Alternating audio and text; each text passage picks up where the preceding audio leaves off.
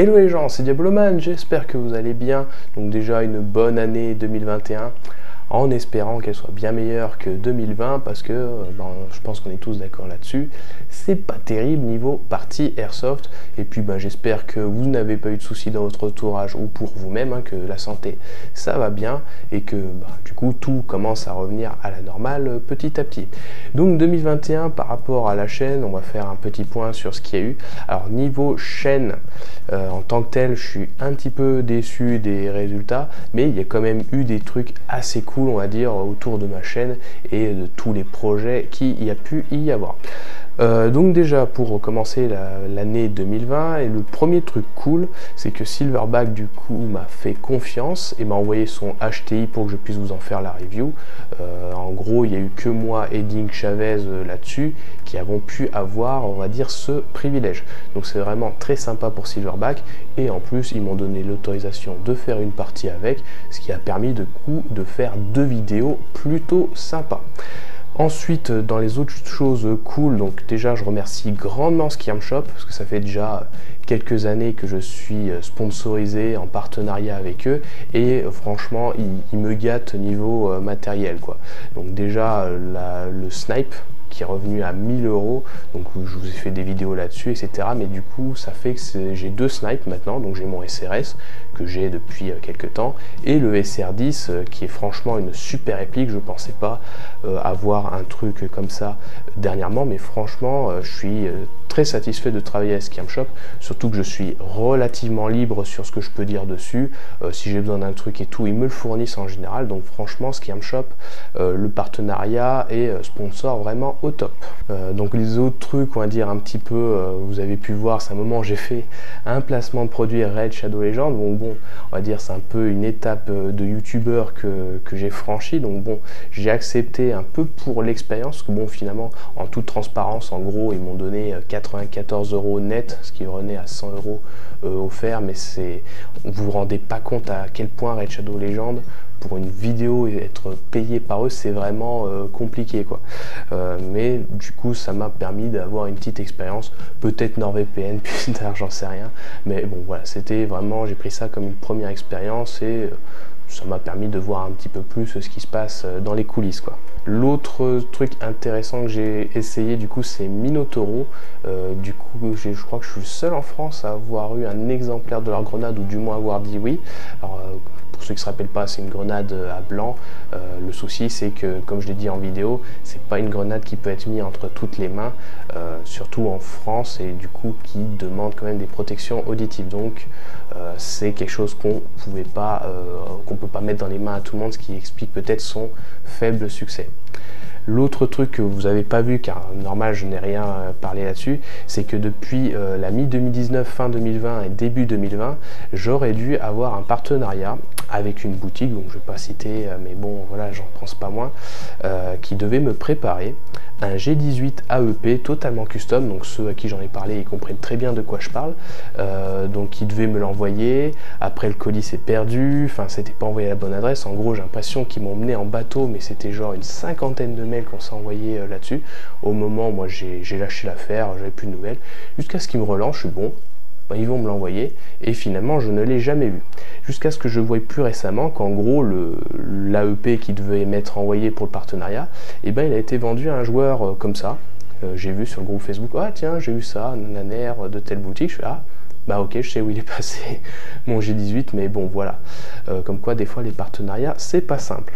Également vous avez vu le partenariat avec Tango Paracord qui m'a envoyé quelques exemplaires, puis moi j'ai même repris d'autres trucs derrière, et puis je sais pas si vous avez été nombreux à participer au concours, mais normalement les résultats auraient dû tomber.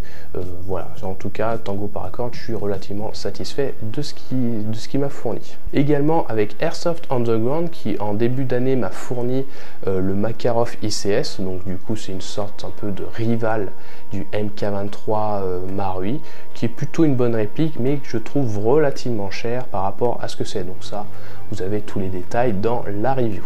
Et tout dernièrement, vous avez pu voir aussi, donc je suis pas le seul YouTuber Airsoft à avoir eu ce partenariat avec Begady qui est en train de lancer une com. Alors je sais pas si ça va vraiment donner beaucoup de choses avec eux, mais en tout cas ils m'ont donné la possibilité d'avoir un truc en rapport avec ma chaîne, c'est-à-dire les snipers. Donc j'espère que ça pourra donner sur d'autres choses. Bon, après sur la fin d'année, j'ai peut-être un petit peu abusé avec Olight, mais bon, du coup c'était la première fois que j'avais un partenariat où j'étais, on va dire, rémunéré avec eux. Donc en toute transparence, j'ai dû gagner 130 €. Donc je remercie ceux qui ont utilisé mon lien affilié pour vous faire plaisir. Ça vous coûtait rien de plus, mais au moins vous pouviez vous acheter une Olight. Donc ceux qui disaient est-ce que finalement Olight c'est bien ou pas, c'est du bon matos, il peut y avoir des lemons, mais après il faut faire fonctionner le service après-vente. En général c'est du très bon matos. J'ai eu des... Ah oui, parce que derrière j'ai eu une proposition d'un placement de produit pour une autre marque de lampe, mais en gros c'était du dropshipping et là j'ai dit non.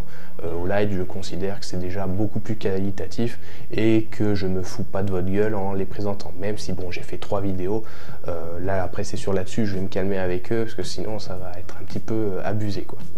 Donc ça c'est un peu pour la partie sponsor, donc je les remercie tous d'avoir participé, c'était vraiment sympa pour eux. Sur les autres trucs sympas de la chaîne, ou moins sympas, donc vous avez vu, j'ai pas fait énormément de parties.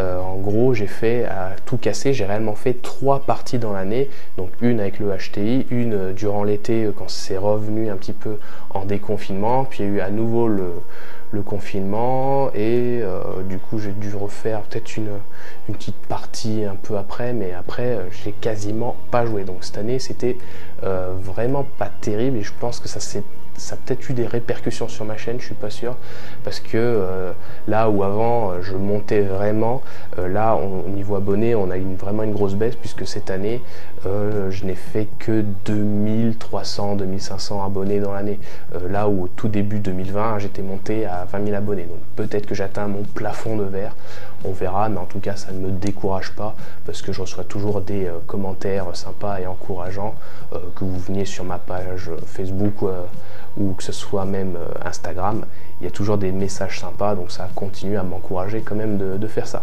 Donc l'autre gros truc sympa, donc comme je vous ai dit, c'est le nouveau snipe que j'ai reçu, qui est franchement top. C'est vraiment un snipe que je rêvais, je me dis tiens, s'il faut monter un VSR10 ultime, comment je ferais? Et Scam Shop a été vraiment top là-dessus, ils m'ont fourni toutes les pièces que je voulais, et du coup ça a permis de faire plusieurs vidéos intéressantes, hein, déjà pour vous présenter le custom, mais en même temps des parties. Donc du coup ça permettra, si jamais il y a mon frère hein, qui avait joué sur une de mes parties que vous avez pu voir, de peut-être faire un binôme sniper, parce que maintenant je commence à avoir suffisamment de caméras pour réaliser tout ça, et là en plus j'ai reçu la Ghillie de Begady et j'ai 2 snipes, donc il y a moyen de faire quelque chose d'intéressant. L'autre truc cool, donc certains en ont profité, c'est que j'ai créé mon patch. Donc par rapport à mon dernier logo, c'est quelque chose que j'avais envie de faire depuis longtemps, mais bon, financièrement avant c'était compliqué.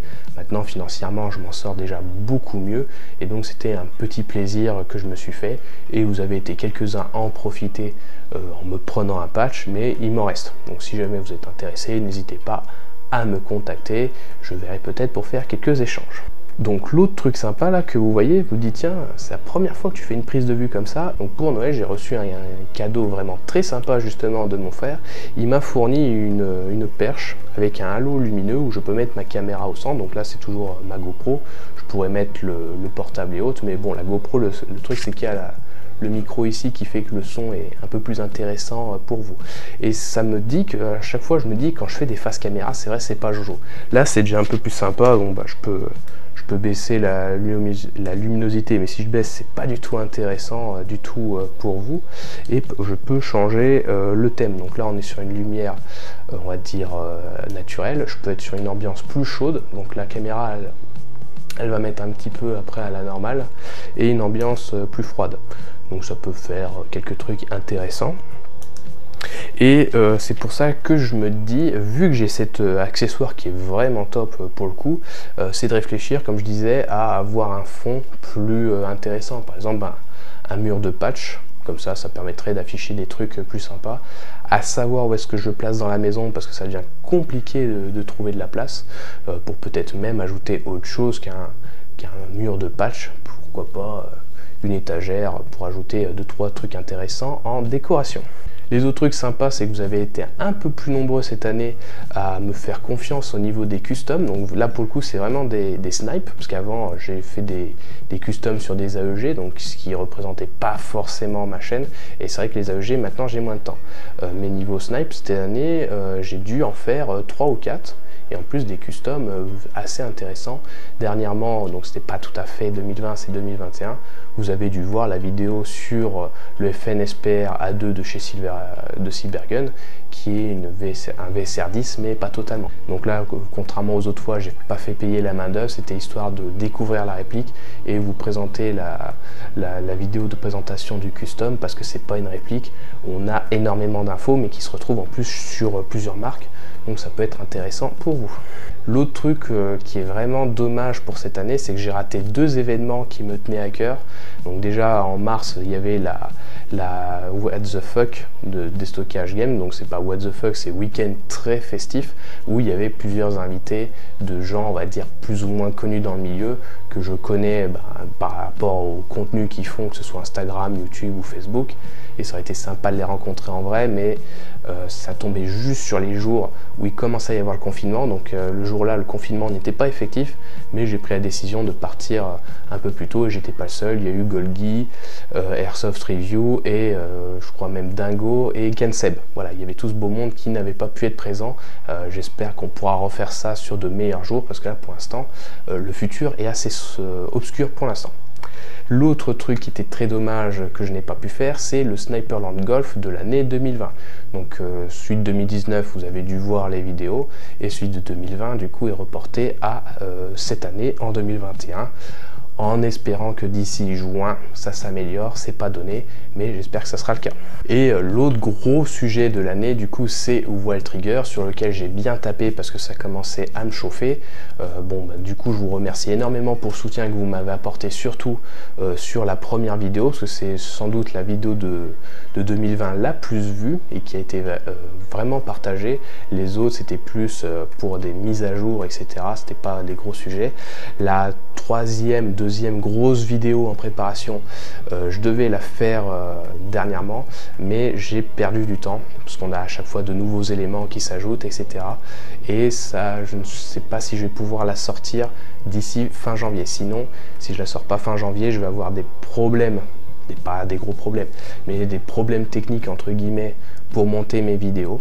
Donc je ne risque de pas pouvoir la faire d'ici là. Donc Wild Trigger, ce sera peut-être plus tard pour vraiment que ce soit la dernière vidéo. Je mets tous les éléments sur lesquels j'ai envie de parler sur eux. Et après je tournerai la page et j'en parlerai plus, à part peut-être des petits posts Facebook si ça s'améliore pas. Peut-être qu'ils vont changer un peu leur politique, hein, ce serait top, hein, parce que bon, on est tous d'accord, ils ont les beaux terrains, mais c'est géré n'importe comment et c'est bon, évidemment, moi vous avez bien vu, j'en ai eu ras le cul.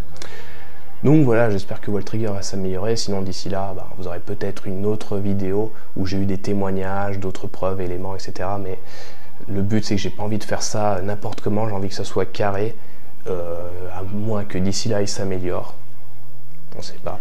Mais voilà, le but c'est, je vais pas faire ça à l'arrache, le but c'est de rendre ça le plus propre possible. Donc voilà pour tout ce que j'avais à dire sur ma chaîne. Donc pour 2021, niveau partie, ça va être compliqué. Comme je vous ai dit, sur la période, on va dire février-mars, je risque de faire beaucoup moins de vidéos parce que je vais plus avoir de matériel pour faire du montage. Donc peut-être que je vais réfléchir à un format de vidéo très simple, par exemple pour guider les débutants ou autres, pour, on va dire, maintenir des choses, peut-être même des lives, ce sera à voir. Mais pour l'instant, ce sera pas là où il y aura les trucs les plus folichons sur ma chaîne, quoi.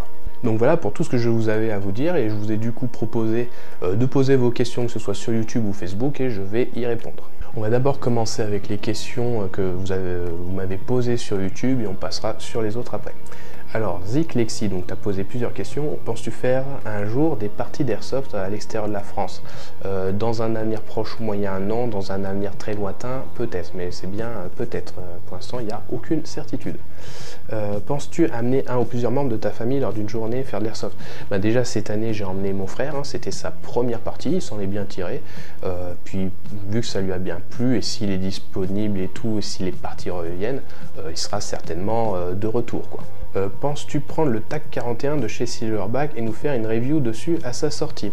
Alors le prendre, je sais pas, mais c'est vrai qu'à la base je pensais pas me le prendre, mais plus j'y regarde et plus il m'intéresse quand même. Est-ce que je pourrais en faire une review?